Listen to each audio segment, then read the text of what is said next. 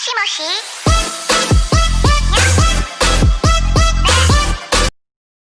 Hi everyone, welcome to this video. And I'm Karen May Narvaez, B.Ed morning session ng Bagusan College's INC under Ma'am Crizel May Rodriguez. And sa pangpasta kay wala na yung manok. Ay, napaday. Ang manok magsinamok. And for this vlog, I'm gonna be sharing about Bosnian and Herzegovinian country. I'm gonna be tackling about their government they have, the religion, culture, politics, language, and if you guys just wanna see that, just keep on watching. So, doon natin sa Bosnia and Herzegovina is a country on Balkan Peninsula in southeastern Europe. Let me share a brief history of Bosnia and Herzegovina country. The area is currently the country of Bosnia and Herzegovina was once a part of Roman Empire. When Roman Empire collapsed, the region eventually developed into the Kingdom of Bosnia in 1463. Bosnia was taken over by the Ottoman Turks. The Turks ruled in Bosnia until the late 1880s when it became part of Austria-Hungary in 1908. Austria-Hungary officially annexed Bosnia to become a part of their country. Soon, World War I broke out. After the war, Bosnia became part of Yugoslavia. Things did not get any better for the Bosnians. During World War II, many Bosnians were killed and persecuted. After World War II, Yugoslavia became a communist country. Joseph Broz Tito was the original leader for many years. He was followed by Slobodan Milosevic in 1986. This was a terrible time for the country.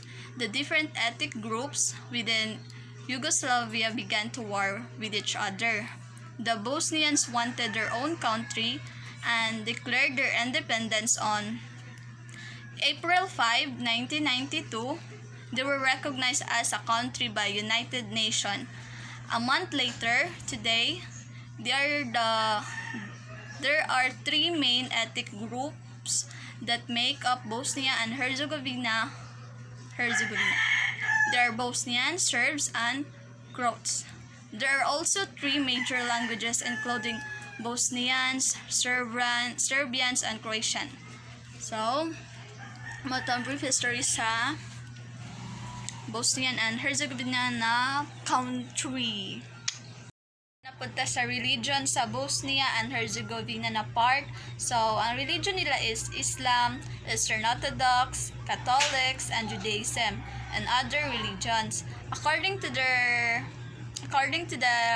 Constitution of Bosnia and Herzegovina, all its netizens have equal rights and freedoms in exercising their religion and other beliefs.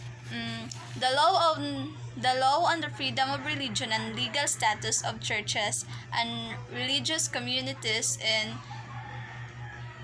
establishes a single legal framework in which all churches and religious communities in Bosnia and Herzegovina will act and be equal in their rights and obligations without any discrimination, respecting their own heritage and the traditional values of tolerance and the coexistence of those present in multi-religious character of Bosnia and Herzegovina in order to contribute to the promotion of mutual understanding and respect for the right to the freedom of conscience and religion.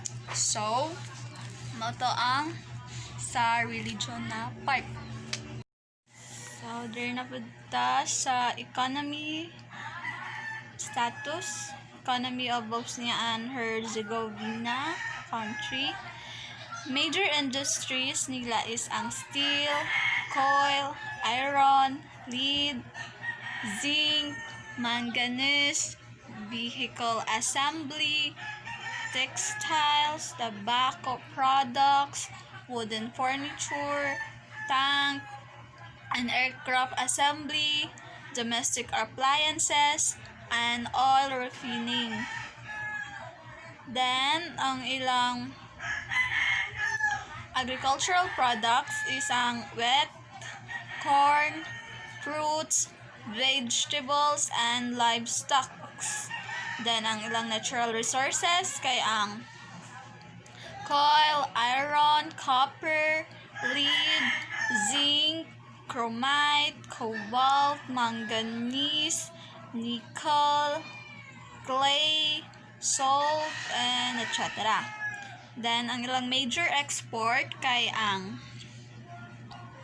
metals, clothing, wood products, sa mga to. Then, ang major imports, kagaina export, karon ang major imports kay ang machinery and equipments, chemicals, oils, and food stuffs. So, mato dito sa part sa economy sa Bosnia and Herzegovina na country. May video gamay na ipakita sa inyo about sa traditional na ba? Traditional o national costume sa Bosnia and Herzegovina na country.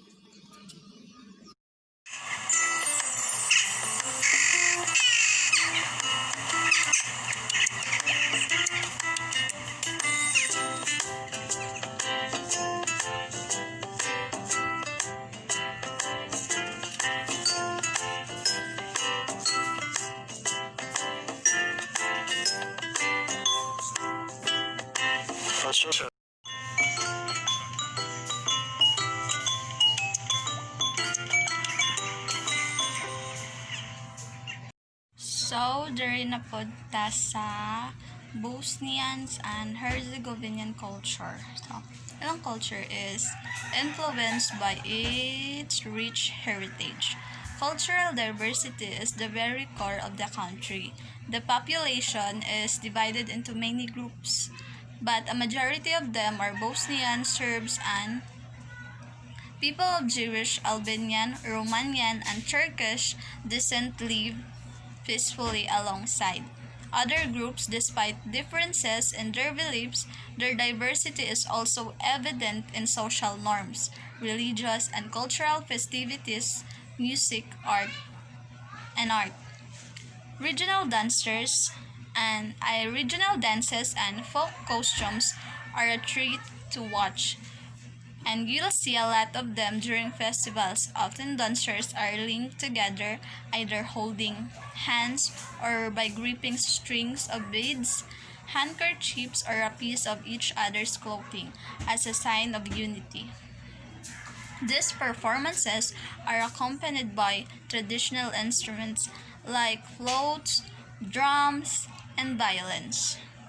So, Bosnia and Herzegovina holidays and festival. Una is International Sarajevo Winter Festival. This festival began in 1984 and has since grown to become one of the most anticipated events in Bosnia and Herzegovina, often held in a month of February. Sa Pakuan, Banja Luka Chur Gathering. Held during April or May, this annual gathering has a series program that features some of the most angelic voices in the Bosnia and Herzegovina. Napoli Kids Festival.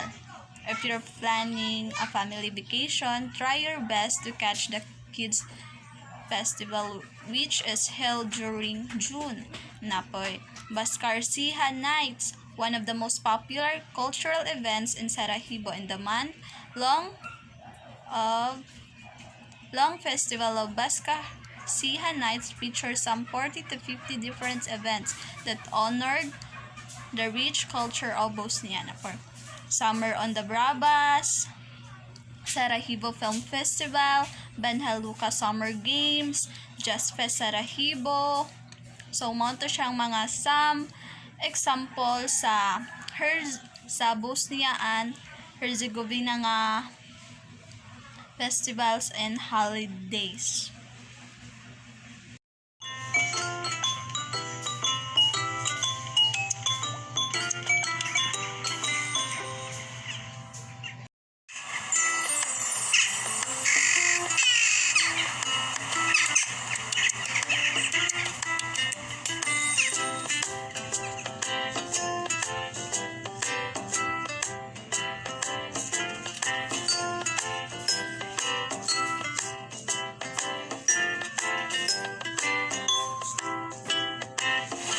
So, diri na punta sa politics of Bosnia and Herzegovina. So, the politics of Bosnia and Herzegovina takes place in a framework of a parliamentary representative democracy, whereby executive power is exercised by Council of Ministers of Bosnia and Herzegovina. Legislative power is vested in both the Council of Ministers and the Parliamentary Assembly of Bosnia and Herzegovina. Members of Parliamentary Assembly are chosen according to the proportional representation system. The judiciary is independent of executive and legislature. The system of government established by the Dayton Accord is an example of consociation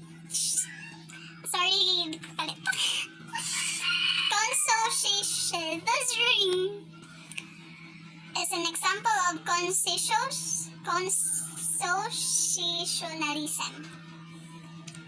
As representation is by elites who represent the country three major ethnic groups.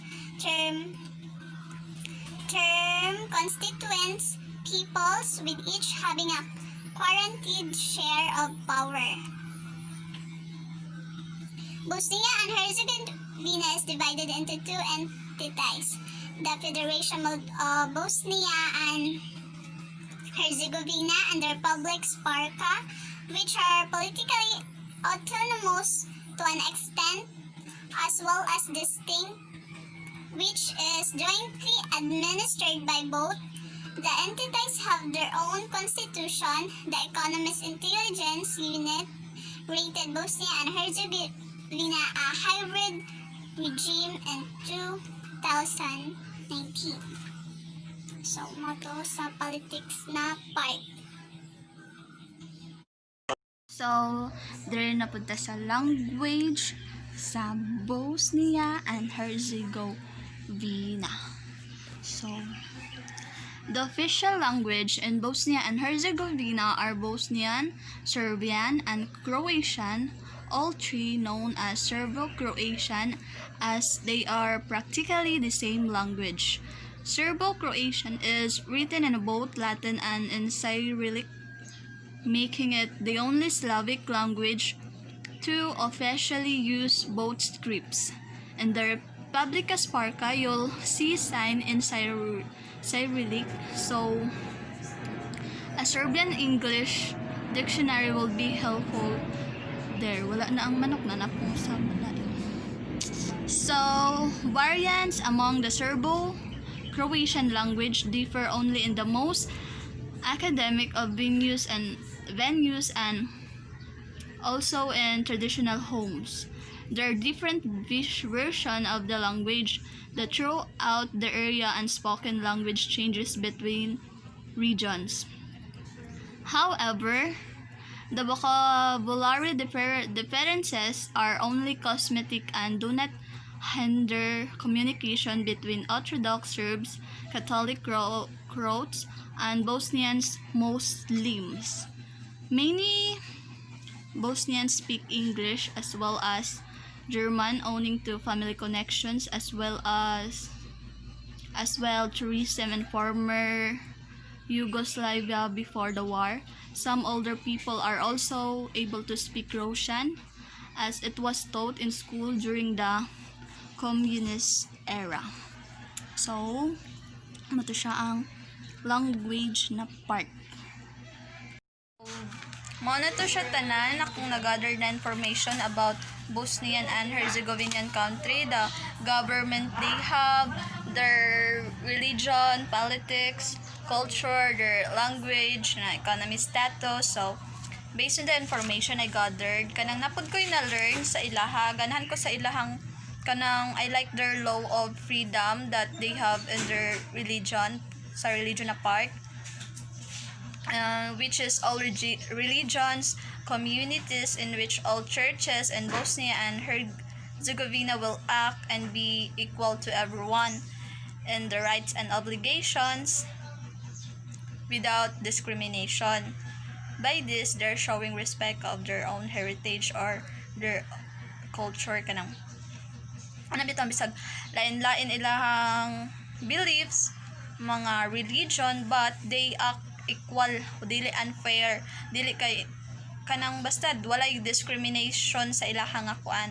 So ganahan ko dito na part that kanang I'm hoping that everyone should put this in their mind nga kana bitang bahalag kuan dili lang mang discriminate kay bisan pag mingon tag dili man discriminate but nangyari kita nga kiligid mang discriminate. So anong himuon na lang natog model or an example ang Herzegovina na country para ma-achieve ang peace then unity sa isa ka country if kanang we're acting normal kanang without any judgment or discrimination sa usag-usa sa isa't isa sa aton. So thank you for watching this video and I hope you guys learn something sa akong na-share or sa akong nag-gather na information. And maora to, then God bless us all and goodbye!